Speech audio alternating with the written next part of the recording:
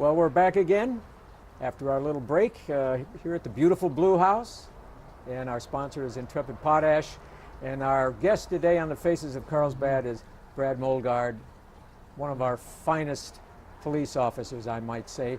He does not like me to say that because he doesn't feel he's that good, but I think he's great. So anyway, Brad, that was beautiful. Yeah, that was beautiful. Well, thank you. I appreciate that. Now, getting into the individual things that happen. Oh, by the way, ladies and gentlemen, if you see people walking around here, that's nice because they like to hear Brad sing. And if the car's going by, some of them are even stopping. And if you hear applause, that's coming from the beautiful customers here at the Blue House. So anyway, Brad, you're a hit. Oh, wow. You're gonna be famous when this is Thank over. you. Channel 23, the Faces of Carlsbad, and the songs from Brad Molgard. Brad, the police work has some nice moments. I've ridden with the police officers 125 8-hour shift rides, and I see nice things going on. I see them joking with each other and the humor that's there, and then sometimes it's not there. Sometimes the sadness just floods the entire department. Well, give us some of the good things that have happened while you've served in those 22 years, and some of the things that haven't been so nice. Oh, that you've had to face, I yeah, should say. some of the, I guess some of the good things I think of maybe some of the public assists that will be sent to where an elderly man or woman has fallen out of their bed and can't get up, they're in a spot, and so you get to go help them. They're so gracious. They just, thank you so much and such, and those are the good things, that we get to do. Unfortunately, a lot of our job goes negative, and having to arrest people, having, to issue citations, that's got a negative point. However, it's got positive results because we're enforcing the law, trying to keep our city safe. But it's a good balance. I think working as a police officer, there is a good balance of the positive and negative. Through the years, and I think 22 years, there have been changes, and our society, our crime, it seems to be increasing, in one way or another. What do you think's bringing that on, basically? Oh, probably pressure. I think probably monetary. A lot of people out of work. Just pressures, day-to-day living. Yeah. Our family, domestic, fighting issues, such that does seem to be on the rise, and I hate that. Yeah, I hear that a lot on the scanner, and these disturbances in families, that's got to get to you after a while. It's very hard. It's frustrating because we're in between. We're trying to mediate and such. A good number of the disturbances are verbal, not really any violence per se, but we're pressured to try to mediate, and sometimes one party may not be reasonable. They may both be unreasonable, trying to resolve the issue. A lot of it's children are involved and such, which I hate to see. The children are crying and Yes. Mom and Dad are fighting, and so it presents some problems for us. Well, when you hear about these things, usually you think the man is doing something, beating up his wife or, whatever. But I was on a case once with one of you wonderful officers, and the poor guy was being beaten to a tar by his wife, Yeah. which it's not just one way. Not always that way, yeah. We have some wives abusing their husbands sometimes, and so that's probably, I would think, most of the officers you speak to would probably say that's probably the most stressful out of all situations, is families. What about the officers you've served with through the years? Isn't it kind of sad when some of our good officers go on to different jobs and you lose friends that way? Oh, I miss, I think of Dwayne Mounts. I mean, he was my first sergeant, and miss seeing him. Yeah. And then Lewis Jordan. I mean, those were men that I worked under early. It's hard to see them go away, you know, and then of course new faces come up, and then as the new young men come in, I'm like grandpa now, you know. So You're the grandpa. Oh yeah, they asked me if we shot muskets when I started, you know. So.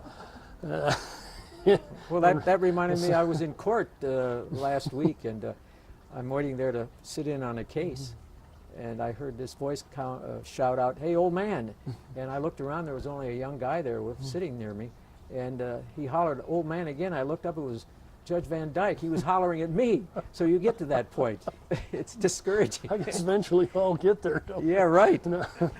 You have to sit on a lot of court cases. It varies. I mean, you know, just on the activity and such, and you know, sometimes they can be like a flood. Usually, when you're on graveyard shift and you get subpoenaed for the morning, so then you know, those are hard. Yeah. But again,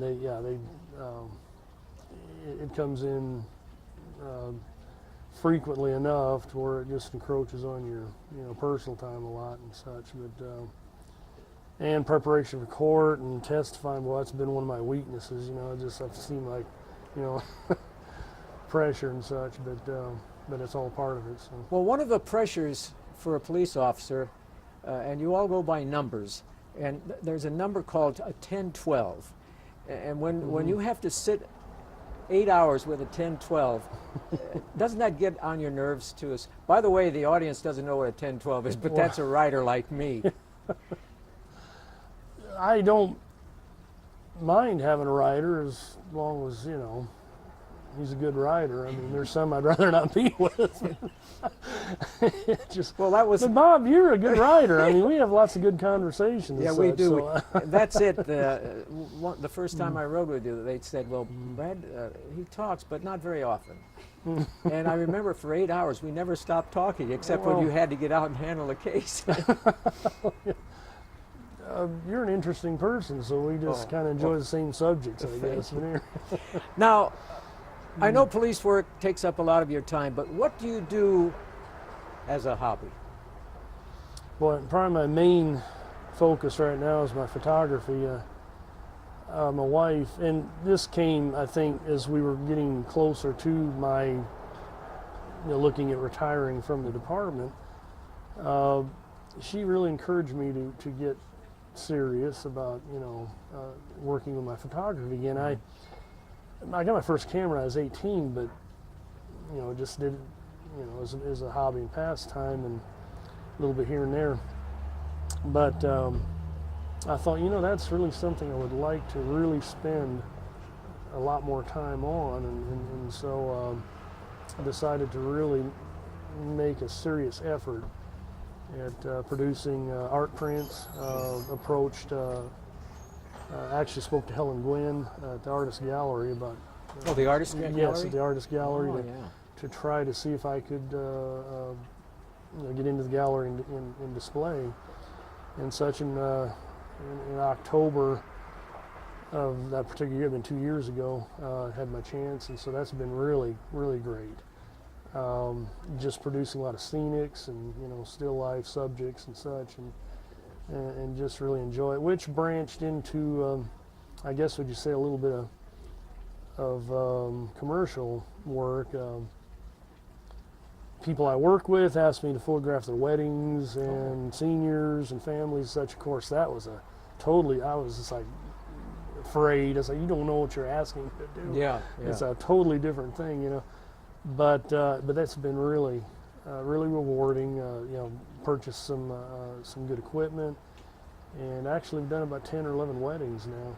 10 or 11 weddings. Oh man, that's fantastic. So, and it's just it's really been enjoyable. So I love photography. It's just it's a passion, and so I'm looking forward to doing more of that. Well, if the people have not been down to the Artist Gallery, they should go in, because your photographs have been down there, and you've also entered photographs up at the Living Desert in contest, and your photography work is outstanding, Brad. Well, thank you very much. Our association does 3 shows a year. In fact, just the last show we had at the museum art gallery. I placed first with one, and then second in old miniature I did, so I was real pleased with that. So Well, that photography, when you placed first, what was it a photograph of? that particular one, it was an 18 by 20 print, pretty fairly large gallery size print of the San Felipe Church.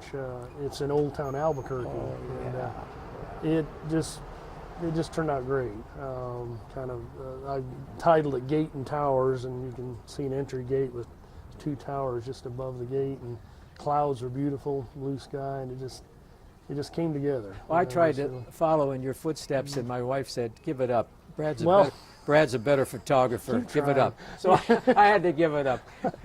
Well, anyway, I just wanted the people to know that we have some fine police officers, and in my book, you're the greatest, Brad. Well, thank you. And as we close this show today, I wonder if you could sing Amazing Grace again, because that really got to me. Okay, well, I guess I could think of the last verse, Oh, that's Let's fine.